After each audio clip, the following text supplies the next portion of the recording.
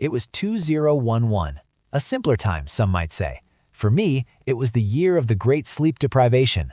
My wife and I had just welcomed our firstborn into the world, a beautiful, screaming, milk-guzzling little tyrant who had redefined the word exhaustion.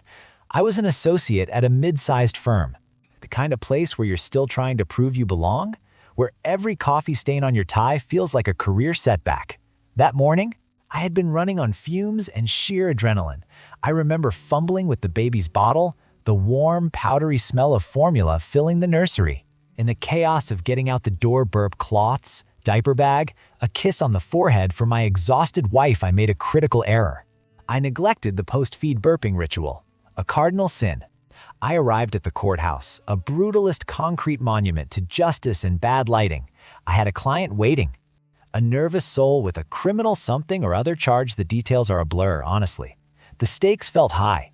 I was in full lawyer mode, briefcase in one hand, a folder of case law in the other, jaw set with an intensity that I hoped screamed competence.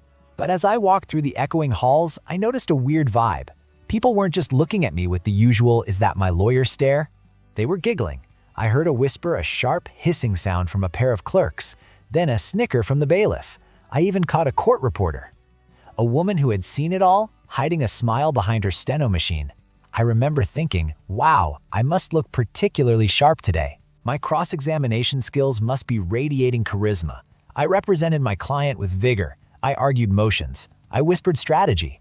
I stood in the well of the courtroom, projecting authority, while the gallery behind me was having a silent, collective conniption.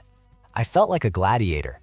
In reality, I was a walking biohazard. The hearing mercifully ended. I shook my client's hand, feeling like a champion. I walked back to my car, still oblivious, riding the high of a successful day in court. It wasn't until I got back to the fluorescent-lit tomb of my office, sat down at my desk, and finally shrugged off my suit jacket that the horrifying truth hit me like a ton of bricks. I didn't just see baby milk barf. I saw my career flash before my eyes.